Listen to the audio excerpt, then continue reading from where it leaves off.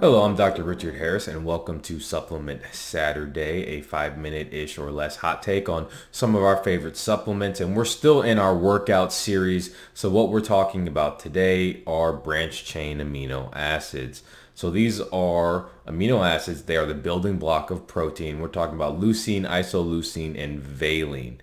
And they form under a category of amino acids called essential amino acids. There's 9 of these, and they're called essential because they cannot be made by the body, so we have to get them from nutrition.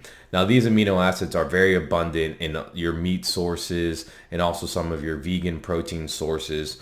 So if you're eating enough protein, you get enough of these through your nutrition plan. Now, what do? Of course, they stimulate protein synthesis. Leucine is actually a very strong protein synthesis stimulator. They also increase insulin release. So one of the misconceptions out there is that carbohydrates are the only thing that increase insulin levels. No, proteins do as well. And these are amino acids that also have that anabolic, that insulin increasing effect to increase protein synthesis. So increasing protein synthesis in your muscles is a good thing. That's what the whole purpose of working out is, so we can build more muscle.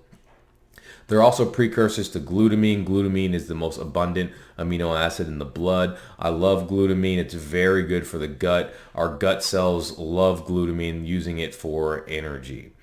It also helps activate satellite cells. And satellite cells are something that we don't talk about enough with muscle physiology.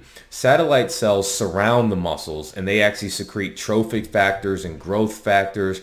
They're basically little helpers that massage the muscles and help keep them strong. Satellite cells are responsible for muscle memory.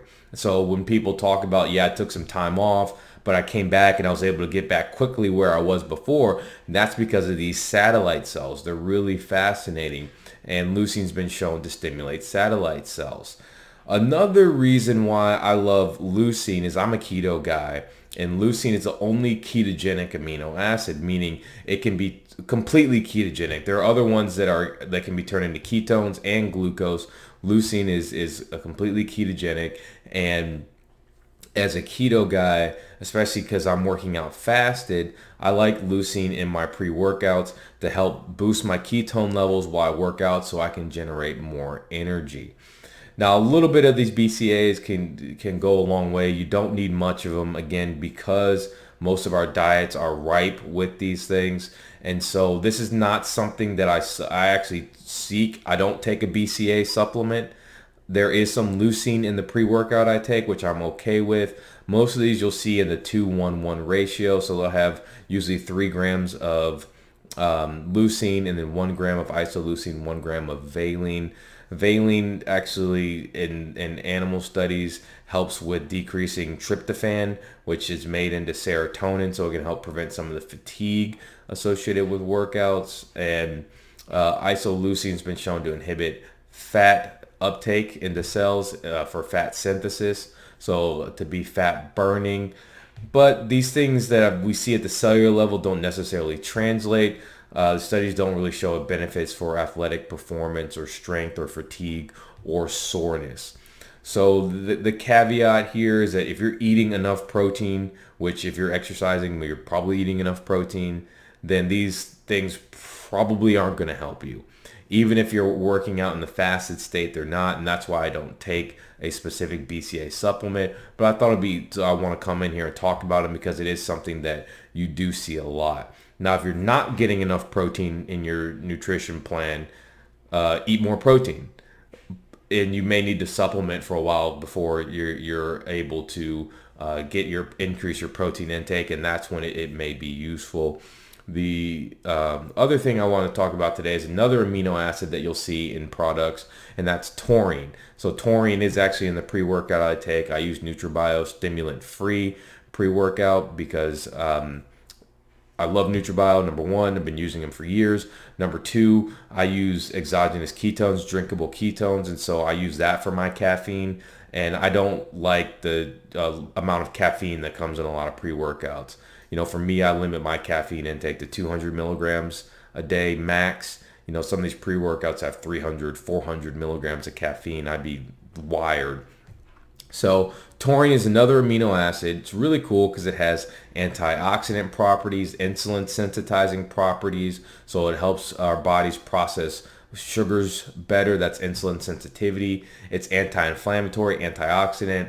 It's found in mostly animal sources. So this is something that vegans, and I talked about this in the Strive for Great Health podcast, vegans typically have taurine deficiencies, which can be associated with a lot of adverse effects because it's mainly found in meat, seafood, and eggs. So if you are on that vegan vegetarian span and you eat eggs, then you will get enough taurine. If you don't, then taurine might be something you have to supplement.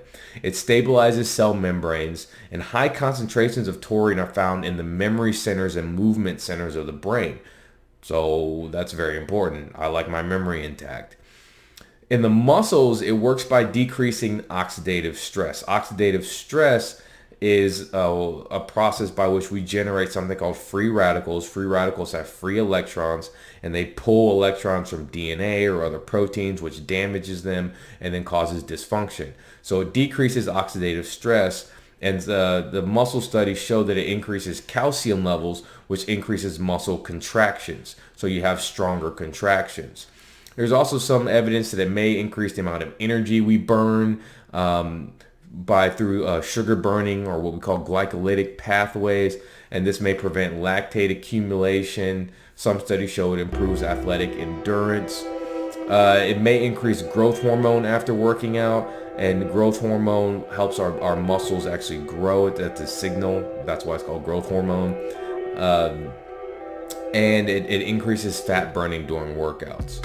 So taurine, again, is in the product that I take. It has 2 grams of taurine in it. And you'll see taurine a lot in energy drinks, which we don't recommend. A lot of those energy drinks are poison. Ask us if you'd like our alternative to what you should be taking for energy drinks. So I hope you found this Supplement Saturday interesting. I think we'll continue in the workout series next week. Haven't quite figured out what we're going to talk about yet, but we'll get there. Thank you and God bless.